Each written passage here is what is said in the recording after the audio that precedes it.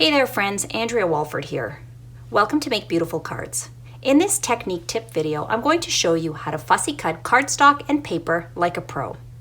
So first off, what is fussy cutting anyways? Well, fussy cutting is a popular card making and scrapbooking technique that involves cutting around a stamped image or greeting or cutting elements out from patterned paper.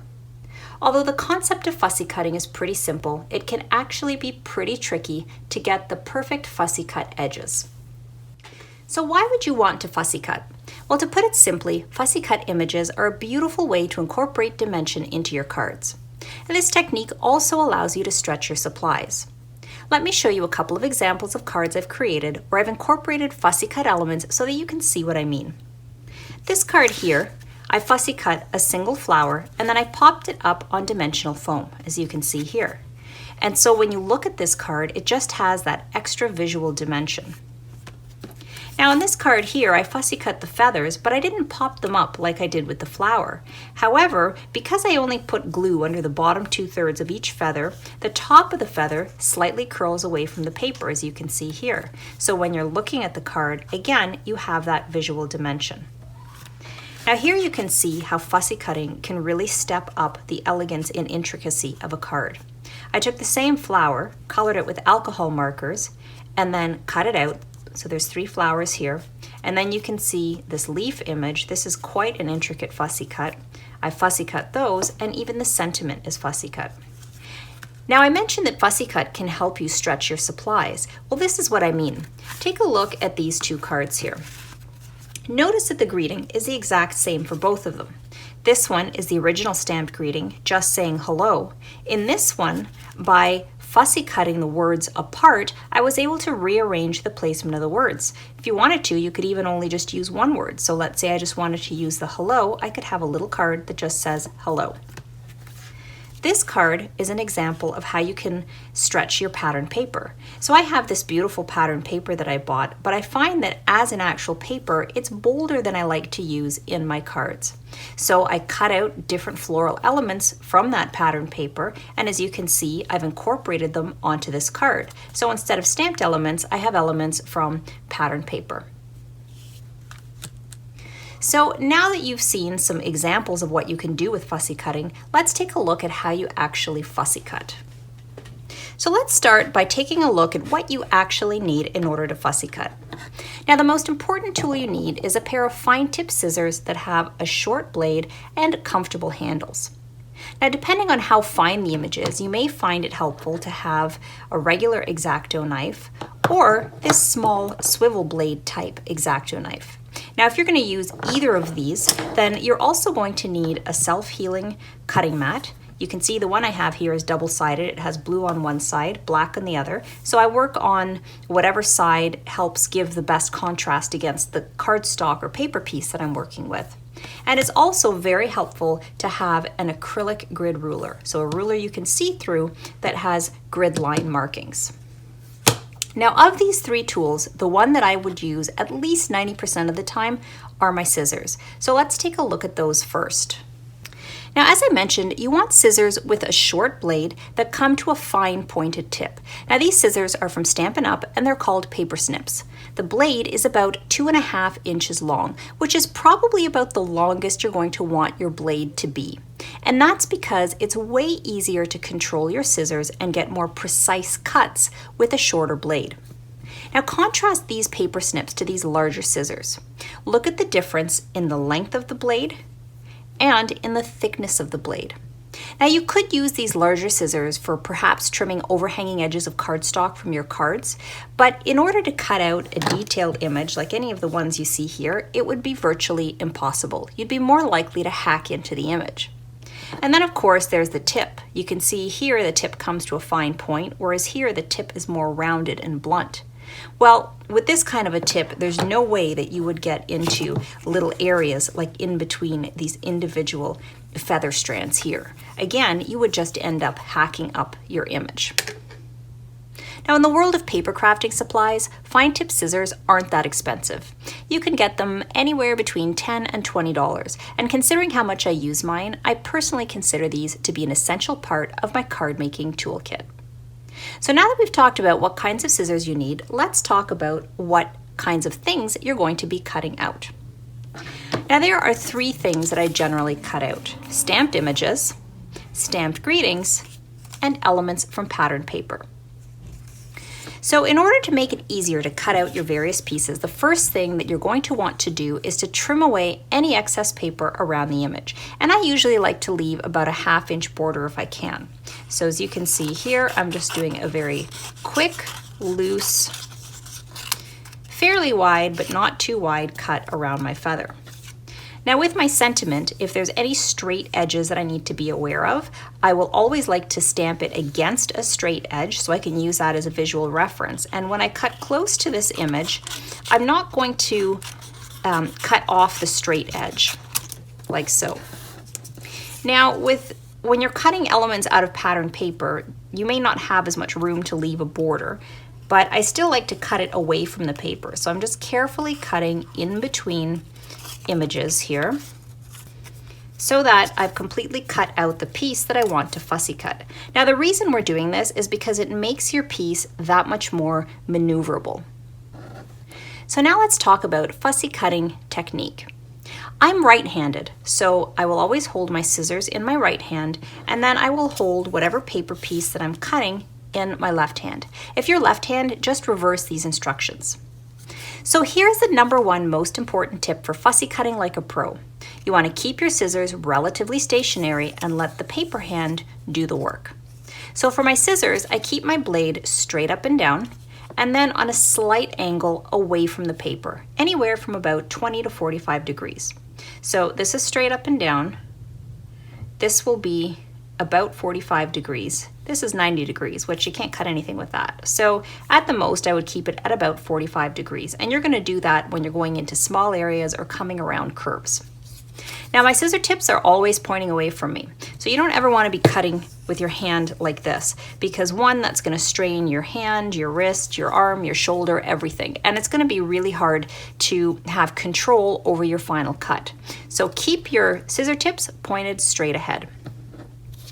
Now the first thing you need to decide when you're cutting your piece out is, are you going to cut right against the line or are you going to leave a border?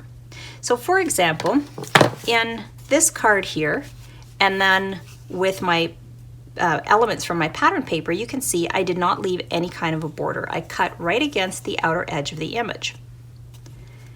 With my feather card, I left about a 1/16 of an inch border.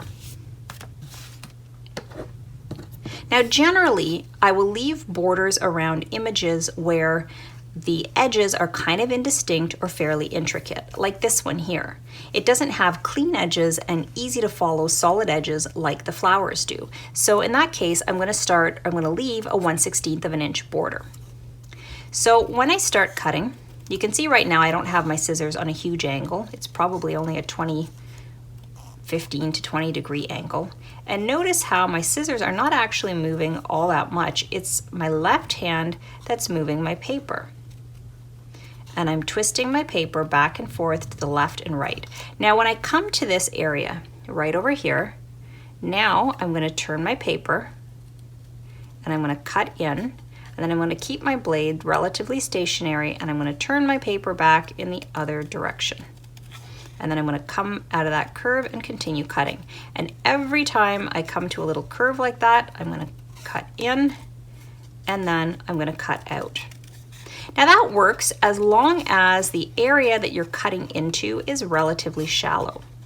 So if you have something that goes in a lot further, then you may need to take a different approach. Now I'm just going to trim to the end of this here for 1 second.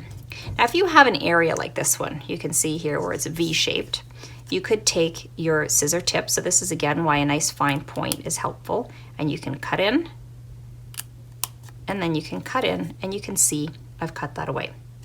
So that's how I would handle cutting a stamped edge where I'm leaving a border. And you can see I didn't leave a very big border. This is actually a little bit less than 1/16 of an inch. So how much you leave is totally up to you. Now let's take a look at cutting pattern paper. So this one, I'm not leaving any border because I don't want this background to be seen. Like if you look at this pattern paper here, you can see that this has a red background with polka dots, which would look really odd if you left any kind of a border around the image.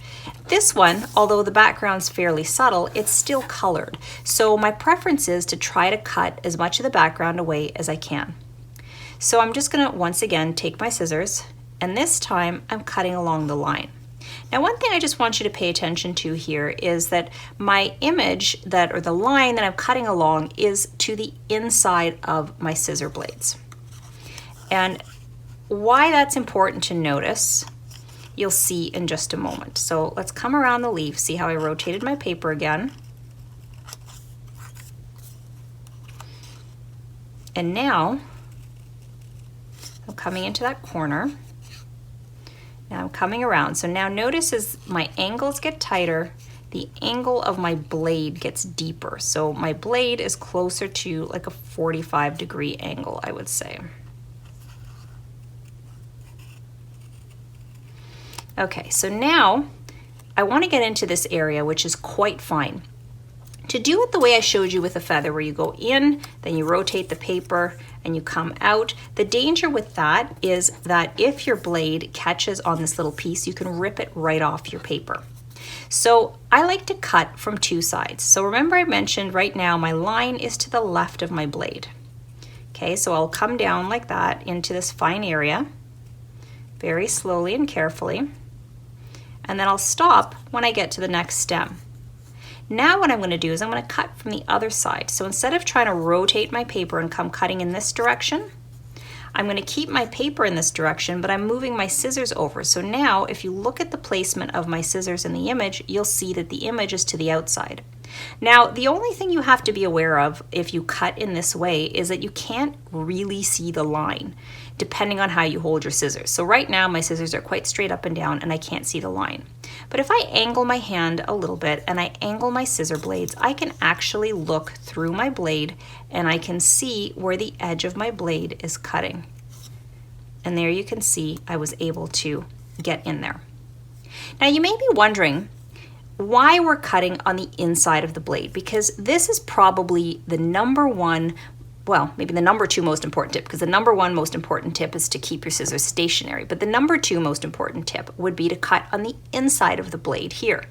And the reason for that is, let's go back to our feather for a second. If you were to cut with the scissor tip, so I'm just going to do a wider border here. So if I were to cut like this, and then I would cut like this, and cut like this, every single time I'm cutting, my cut is stopping. So my cut stops when it hits the end. And what generally ends up happening is you don't have as smooth of a cut. When you're cutting on the inside of your scissors, and as you start to travel down the scissors like this, I open up my blade and slide it forward, you end up with a much smoother cut. Your paper never, or your scissors never lose contact with your paper. They just kind of glide through and you'll end up with a much smoother edge. So once again, when you're cutting with scissors, the main things are keep your scissors stationary, let your paper do the moving. Cut with the inside of your blade and keep your blade in contact with your paper. So as you start to cut and your paper travels down your blade, pause, open up your blade as you slide your scissors forward, and that'll keep the cut continuous. And then the last tip when you're working in really small areas like this is first cut from one side and then cut from the other side. So now that we've talked about how to cut with our scissors, let's take a look at how to fussy cut using an Exacto knife.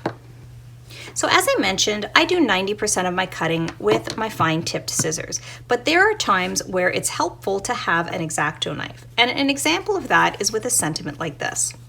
Here you can see there is this long straight line along the bottom of these words here. Now that would be very hard to get an even border that's straight. So that's where I would use my Exacto knife. Now the reason I kept my edge straight, because remember I mentioned that when I stamp greetings that I know I'm going to be fussy cutting, and being able to have your greeting or a line that you're cutting on straight is important. I like to make sure I stamp my greeting along a straight edge so I can use that as reference.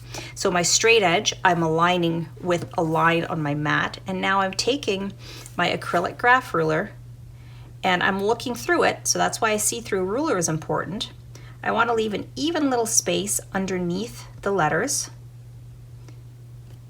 And then I'm going to take my Exacto knife and I'm going to start, I want to make sure I don't cut over the other letters.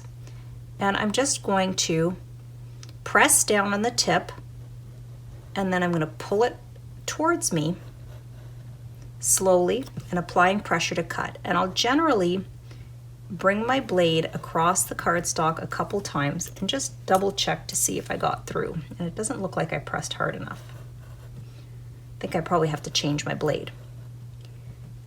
So if you buy an Exacto knife, make sure you buy extra blades, because the minute you start to struggle through cutting through paper, that means it's time to change the blade.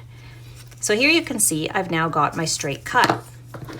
So I can go ahead and I can take my scissors, my paper snips, and as I cut here around this G, you can see I'm leaving a small border. With greetings, I never cut right up to the line because I find that just looks odd. And there you can see I meet up with my straight line. And then here, I would simply continue on with my line.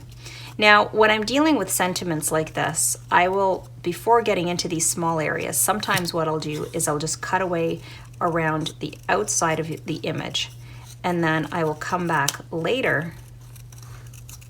So here I've cut away that portion, then I might come in with my scissors and come around.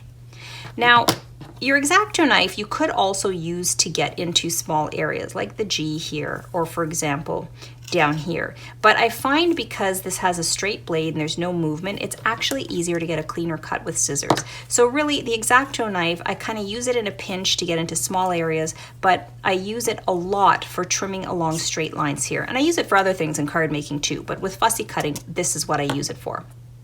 So now let's take a look at the swivel knife. Now let me tell you, a swivel tip knife takes some getting used to, and there's a couple of reasons for that. One, notice how much shorter it is than your Exacto blade and than your scissors. Now that's good because that means you can get down to the tip closer and you don't have this big edge overhanging.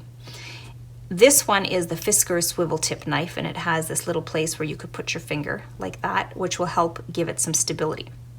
Now what makes the swivel tip knife somewhat tricky is that notice how the blade rotates, okay? But not only does it rotate, it'll actually come in and out. So you have up and down motion and side to side motion. So you have to take that into account when you're cutting. Now the only time I ever use my swivel tip knife is when I need to get into small areas like this. And I won't use this for cutting out the entire thing because I find it's actually more time consuming than using my paper snips. But to get into little areas like this can be pretty challenging. So I'll use my swivel tip knife. Now when you're using your swivel tip knife, it's more, I move the paper more than I move the knife, although I do move the knife a little bit. So it's a bit more of a combination rather than when you use your scissors and it's your paper that's mainly moving. So now to get into this area, what I'll do first, make sure my blade is pointing down. Then I'll touch my blade to my paper and then I'll press down before I start cutting, because remember there's that up and down movement of the blade. Once my blade is in as far as it'll go, I'll press down and then I'll start pulling it towards me. So when I was using my scissors, I was cutting away from me. With my swivel blade, I am actually pulling the blade towards me because I have more control that way. So I've cut along one line here, you can see that there. And now I'm going to come where I started. And here I have the line on the other side.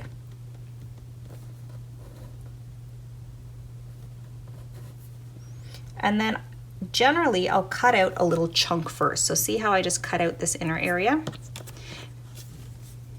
Now I could continue and carve out a few more areas, or I could go in with my scissors and let the scissors do the work. And generally, because I'm quite comfortable with my paper snips, that's what I'll do. But getting into these areas here is where I will use my swivel tip knife. Now, when you're using a swivel tip knife, as I mentioned, it takes getting used to. So before you actually use it on your good image, make sure you practice, practice, practice. So there you have it, friends. I hope you enjoyed this technique tutorial. If you follow these tips and then practice as much as you can, I guarantee you'll be fussy cutting like a pro in no time. I'll see you soon with another tool, technique, or quick tip video. See ya!